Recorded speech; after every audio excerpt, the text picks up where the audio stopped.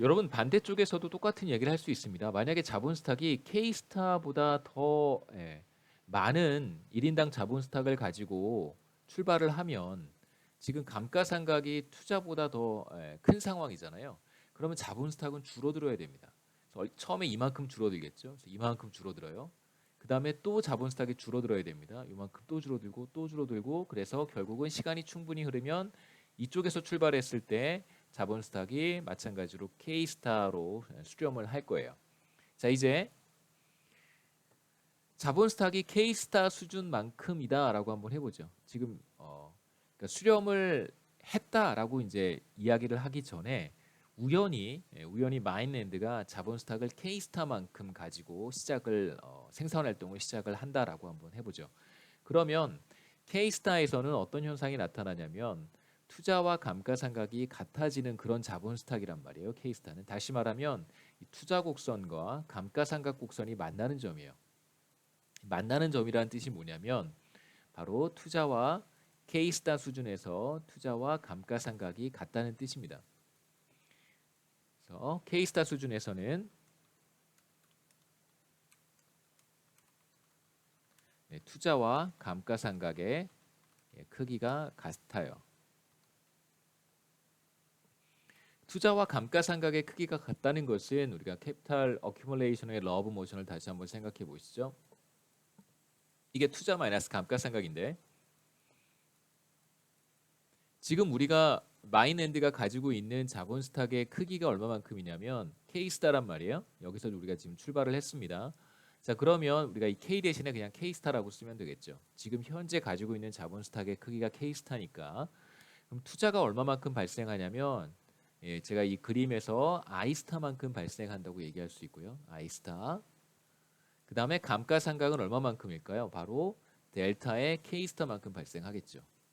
자, 그런데 K스타는 어떤 점이냐면 투자와 감가상각이 같은 점이에요. 그래서 I스타와 델타 K스타가 같습니다. 그래서 이 값은 항상 0이 되겠죠. 자, 지금 이 자본 축적의 로 오브 모션에서 우리가 찾고 싶은 게 무엇이냐면 바로 이 값을 우리가 찾고 싶은 거예요. 우리가 이 값을 찾고 싶은 겁니다. 다음 기 1월 1일에 자본 스탁은 얼마만큼 될 것인가? 우리가 K스타에서 시작하면 얼마만큼 되냐면요. K 프라임은 바로 K스타 더하기 제로니까 그냥 K스타가 되는 거예요. 그러니까 이번 기에 추가로 늘어나는 자본 스탁은 없습니다.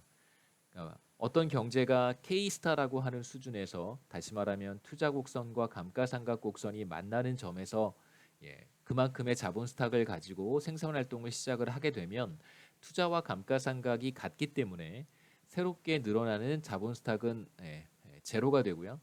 다음 기의 자본 스탁 K 프라임은 현재 가지고 있는 자본 스탁 K 스타와 같아집니다. 그래서 항상 자본 스탁은 일정한 값을 갖겠죠. 항상 K 스타의 값을 갖게 됩니다. 그러니까 0기에도 1기에도 0기의 K 스타만큼의 자본 스탁을 가지고 생산 활동을 시작하면 다음 기에도 K 스타가 되고요. 그 다음 기에도 K 스타가 됩니다. 이게 무슨 뜻이냐면 1인당 자본 스탁이 K 스타로 일정하게 유지가 된다는 것의 의미는 한 해 동안 발생한 투자의 크기가 감가상각과 같다는 뜻이고요. 이걸 우리가 현실에서 어떻게 해석을 할 수 있냐면 생산 활동을 하게 되면 공장이든 기계든 컴퓨터든 뭐 여러 가지 장비들이 시설들이 설비들이 마모가 되거나 노후가 될 수 있어요. 1년이란 기간 동안.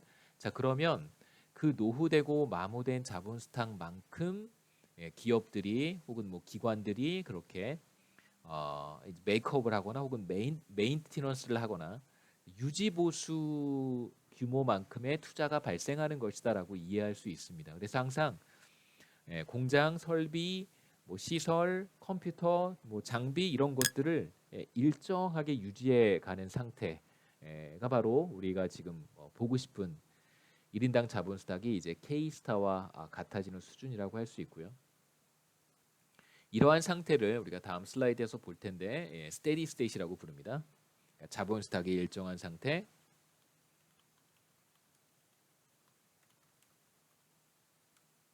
우리가 스테디 스테이트라고 불러요. 우리말로는 보통 뭐 균제 상태 혹은 뭐 정상 상태 이렇게 번역을 합니다. 저는 정상 상태라는 표현을 즐겨 쓰고요. 간혹 이걸 균제 상태라고 균제가 균형 무슨 뜻인지 잘 모르겠어요. 네, 균제 상태라고 번역하시는 분들도 있습니다.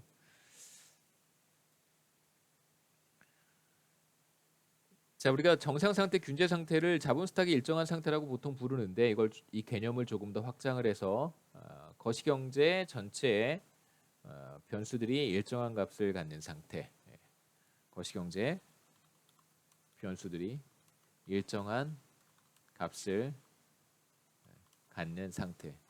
그러니까 뭐 증가하거나 감소하지 않고 일정한 값을 갖는 상태를 우리가 스테디 스테이트라고 부릅니다.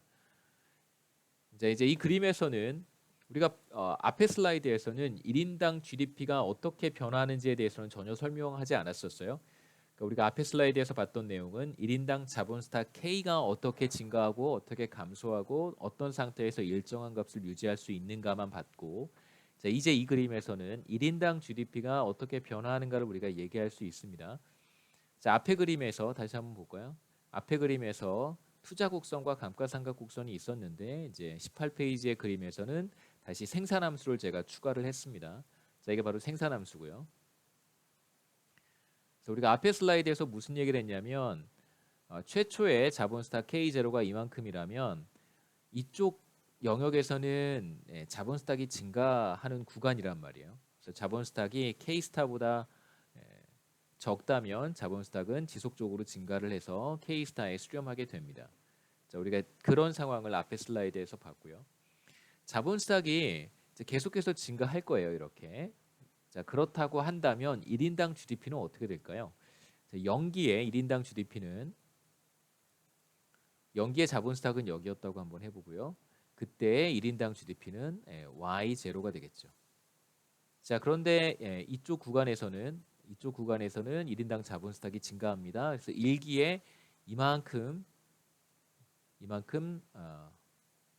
자본 스탁이 늘어나서 K1이 되었다고 한번 해보죠. 그러면 1기의 GDP는 생산함수에 의해서 결정이 되니까 자, 1기의 GDP는 이만큼이 돼요. Y1. 0기와 1기 사이에 1인당 GDP가 이만큼 늘어나겠죠. 왜 그러냐면 자본 스탁이 늘어났기 때문에 생산함수는 우리가 이렇게 썼고요. 1인당 GDP는 1인당 자본 스탁에 의해서 결정이 되는데 자, 이런 생산함수를 통해서 결정이 됩니다. 그런데 K가 늘어났으니까 이제 Y가 늘어난 것이죠. 곡선을 생산함수를 따라서 이렇게 증가하는 거예요. 자, 그다음에 2기가 되면 자본 스탁이 또 증가합니다. K2로. 자, 왜 그러냐면 투자가 감가상각보다 크니까 요만큼 자본 스탁이 늘어난 거예요. 정확히 요만큼. 자, 그러면 이때 1인당 GDP는 전보다 또 높아지겠죠. Y2 이렇게 되고요. 자, 한 번만 더 해보겠습니다. 자, 2기의 자본 스탁은 K2인데 여기 보시면 투자가 감가상각보다 크기 때문에 이만큼 자본 스탁이 늘어날 거예요.